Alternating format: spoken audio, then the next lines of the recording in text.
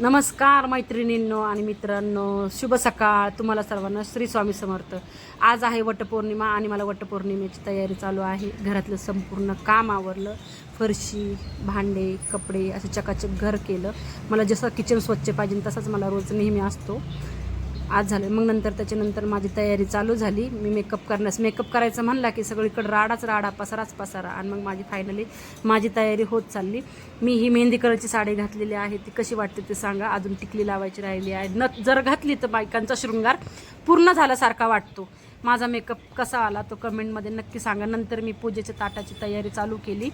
पूजेचं ताट भरण्यासाठी मी जे ताट करत होती ते माझ्या मुलीची बडबड चालू होती. मम्मी मला यायचं आहे. मी बोलले तू काही यायचं नाही. माझी तयारी चालू करता करता मला थोडीशी चिडचिड होत होती. चिडचिड होताना मग माझ्या मैत्रिणीने मला आवाज देऊन, तरी पण माझा फोटोशूट करण्याचा कार्यक्रम चालूच होता, त्या खाली ओरडत होत्या, चल ना उशीर होतोय, चल ना उशीर होतोय. वेळही खूप झालेला होता, भूकही खूप लागलेली होती. पण काय करायचं ना, नवऱ्यासाठी 7 जन्म मागायचे आहे आपल्याला. तर आम्ही निघालो पूजा करायला. पूजा करताना मामाची बायको, मामीची मुलगी आणि जाऊबाई, आम्ही असं सगळ्याजणी पूजा करायला गेलो. फायनली आमची पूजेची सुरुवात चालू झाली. वडाला एकच सांगितलं, काहीही कर, कसंही कर, पण मला 7 जन्म हाच नवरा मिळू दे. त्यासाठी मी खूप काही देवाला मागितलं. माझ्या नवऱ्याला दीर्घ आयुष्य लागू दे. मला पूजा तर कमी करते, पण पूजेसाठी मी इतकी मेकअप करते ना ते सांगू शकत नाही मी. आणि मला फोटोशूट हा खूप आवडतो. पोरांना मी बोलवलं होतं.